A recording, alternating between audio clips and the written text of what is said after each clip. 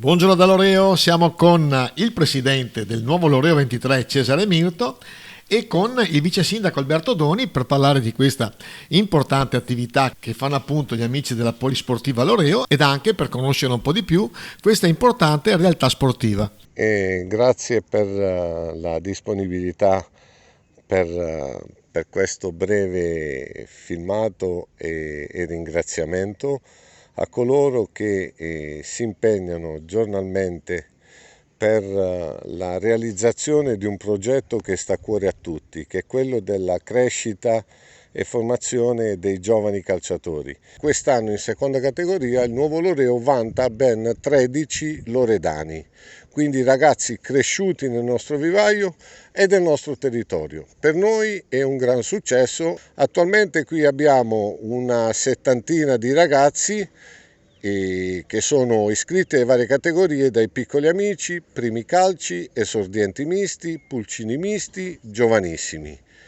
Sicuramente il prossimo anno, per la prossima stagione, ci sarà anche la categoria allievi per avere proprio tutta la filiera completa per una società che punta a fare bene.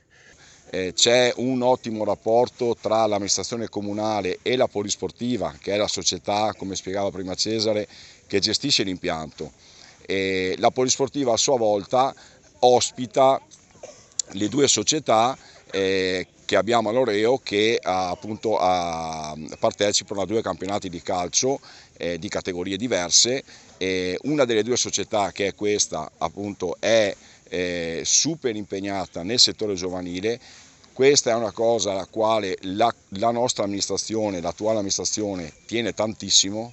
Lo sport per i ragazzini, per i bambini è fondamentale per la loro crescita e per l'educazione che poi riceveranno e per tutto quello che comporta un domani quando saranno grandi. Quindi il lavoro che viene fatto da queste società è veramente importante, noi ci teniamo tantissimo e quindi da parte nostra, dove possiamo, un aiuto, una mano, ci siamo sempre. Ultimamente avevamo la problematica del tagliaerba e la spesa era abbastanza importante. Una società del locale, del nostro territorio, per il bene dei ragazzi si è fatta carico della spesa del tagliaerba che vedete qui dietro. Quindi a nome mio, della società Nuovo Loreo 23, tutti i dirigenti e collaboratori, volevo ringraziare la ditta Eurograte di Loreo per la donazione che ha fatto a questi bravi e splendidi ragazzi. L'amministrazione è sempre, diciamo, attenta a quelle che sono le problematiche, quello che è il fabbisogno poi di queste società che operano sul territorio.